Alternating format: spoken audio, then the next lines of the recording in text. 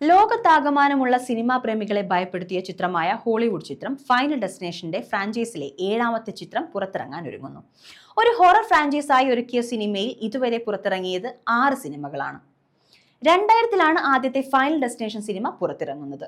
തുടർന്നെത്തിയ സിനിമകളൊക്കെ വലിയ വിജയങ്ങളായിരുന്നു. Final destination blood lines എന്ന് പേരിട്ടിരിക്കുന്ന സിനിമയുടെ ട്രെയിലർ പുറത്തുവന്നു. ഈ ഫ്രാഞ്ചൈസിലെ മറ്റു സിനിമകളെ പോലെ തന്നെ ഹൊററും സസ്പെൻസും നിറയെ വയലൻസും ചേർന്നാണ് പുതിയ സിനിമയുമെന്ന സൂചനയാണ് ട്രെയിലർ നൽകുന്നത്. ഒരു കുടുംബത്തിനെ മരണം വേട്ടയാടുന്നതും അതിൽ നിന്ന് അവർ രക്ഷപ്പെടാൻ നടത്തുന്ന ശ്രമങ്ങളുമാണ് ഈ സിനിമയുടെ ഇതിവൃത്തം. ചിത്രം മെയ് 16-ന് തിയേറ്ററിലെത്തും. റിലീസ് ചെയ്ത് ആദ്യ 24 മണിക്കൂറിനുള്ളിൽ ലോകമെമ്പാടും 178.7 ദശലക്ഷം വ്യൂസ് ആണ് ട്രെയിലർ നേടിയത്. സാക് ലിപ്പോവ്സ്കി, ആദം സ്റ്റെയിൻ എന്നിവർ ചേർന്നാണ് ചിത്രം സംവിധാനം ചെയ്തിരിക്കുന്നത്. Guy Busick, Lori Evans Taylor എന്നിവരാണ് സിനിമയ്ക്കായി തിരക്കഥ ഒരുക്കിയിരിക്കുന്നത്.